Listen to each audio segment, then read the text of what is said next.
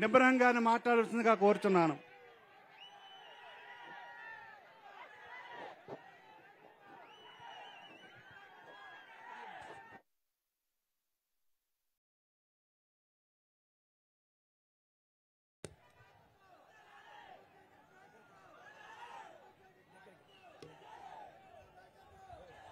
సభకు నమస్కారం.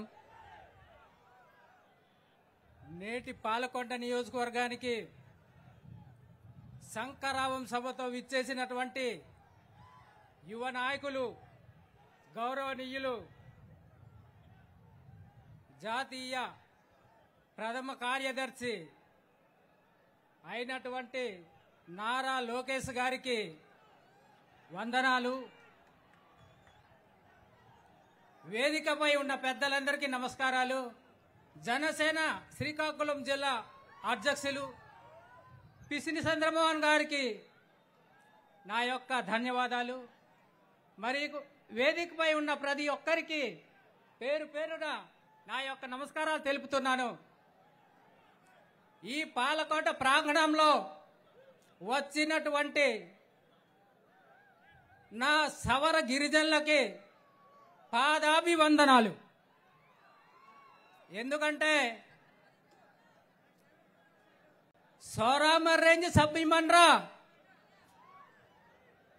సిబిన్ జంగ్ బెన్ లెంతమే యంగ్ జీ వాంగ్ జీ. ఈరోజు పాలకొండ నియోజకవర్గ ఈ ప్రాంగణాన్ని చూస్తుంటే రానున్న 24లో తుఫానై ఈ నియోజకవర్గాన్ని గెలిపిస్తుందని అనుకుంటున్నాను. గతసారి యువగలం ముగింపు కార్యక్రమంలో భోగాపురంలో చూసాం. అప్పుడే వైసీపీ ప్రభుత్వం ఓడిపోతున్నాను అన్న వార్త వినిపించింది. ఈరోజు పాలకొండలో శంకరావం సభని చూస్తున్నాం. ఎక్కడి కళావతమ్మ గారు గుండెలు మరి బద్దలైపోయినట్టు కనిపిస్తున్నాయి. ఎందుకంటే 10 ఏళ్ళు పరిపాలన చేసింది. ఈ పాలకొండలు ఏం చేయలే.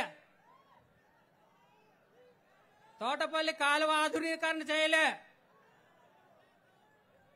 మన ఉమ్మడి గవర్నమెంట్ వచ్చిన వెంటనే మేము చేస్తాం.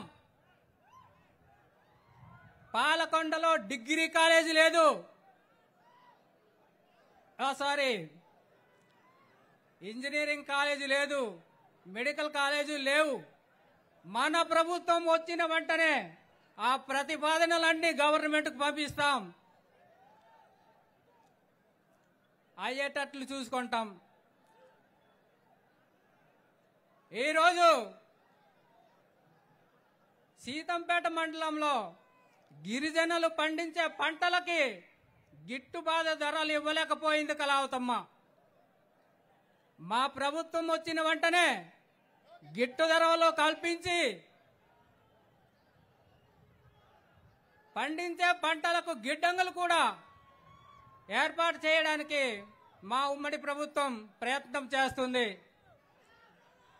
ప్రతి గిరిజన గ్రామాల్లో మీరు చేసింది అన్యాయం చేశారు. రోడ్లు లేవు, తాగునీటి పరిశ్రమలు లేవు, ఏమీ చెయ్యలేని మీరు గిరిజనులు ఎలాగైనారో అర్థమవట్లేదు.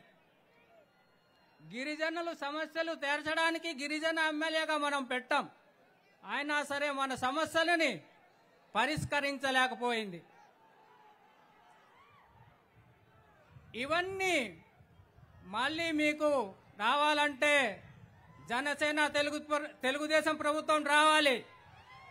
మీరందరూ కష్టపడి గెలిపించాలి.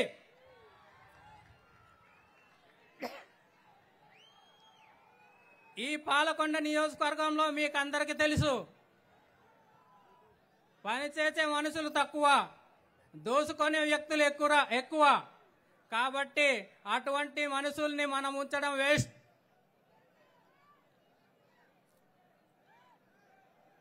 జగన్ గారు మీరు ఒక్క అవకాశం అని అడిగారు. ఆ అవకాశం ఈ రోజుతో సరే 24 కల్లా మీరు వెళ్ళిపోవాలి. రిషికొండను ఆక్రమించారు. పర్యావరణ శాఖని మీరు అప్పగించి వెళ్ళిపోవాలి.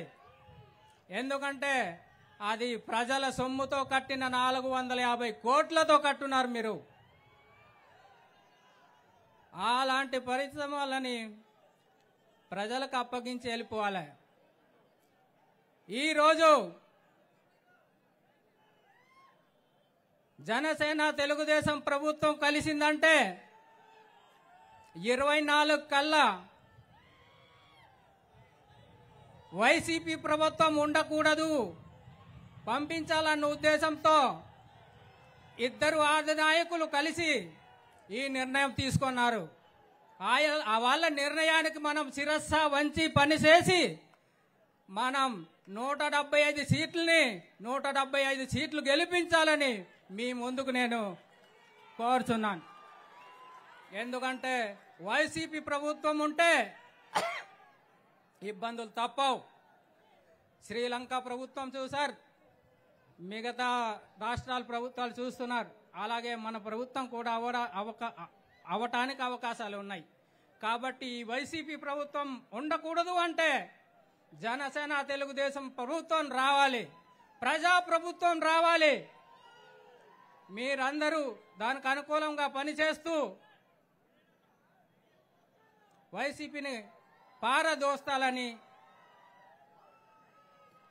ఈ అవకాశం ఇచ్చిన పెద్దలు అందరికీ నమస్కరిస్తూ ముగిస్తున్నాను. నమస్కారాలు. లోకేష్ బాబు గారికి నమస్కారం.